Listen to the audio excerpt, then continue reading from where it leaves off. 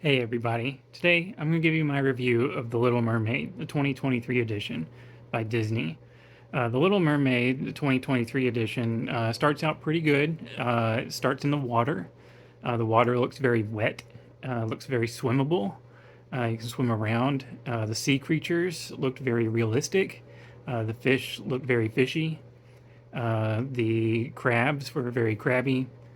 And the mer people were very mermaid and merman like.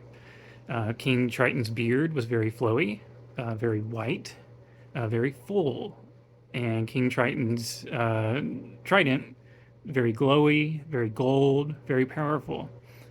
So overall, the underwater part of the movie very wet, very good. Then we get to the second half of the movie on the land. She gets legs. Her legs are very walkable. They work as intended. So the legs were not a scam after all. And the land, the sand on the beach looked very sandy, very sand in color, very beige like.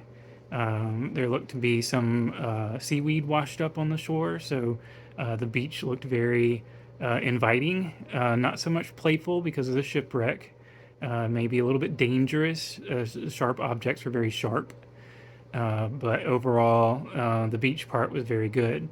The castle was very regal, reminded me of royalty. Prince Eric was very manlike. He had hair, and he stood on his own 2 feet as well.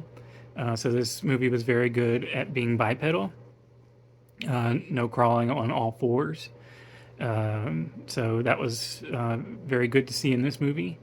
And overall, the bad guy or bad girl rather was very bad.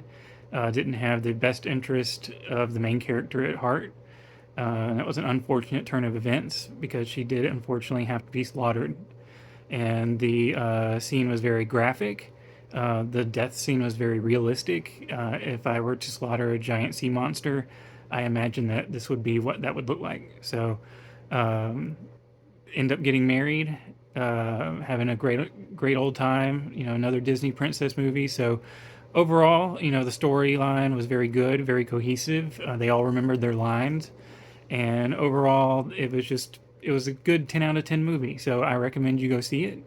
Make sure you smash subscribe, tell 10 friends, and let me know what you think about The Little Mermaid in the comment section. Oh, I have one more thing to add, and this doesn't take away from the scoring. It's still a 10 out of 10. But unfortunately, Johnny Test was not in the movie, and I was promised to see Johnny Test in this movie. He was also in the trailers, and he looked very out of place because he was a 2D animated cartoon in a 3D environment. But unfortunately, I think they decided to scrap him at the last minute. So maybe next time Johnny Test will be in Lilo and Stitch.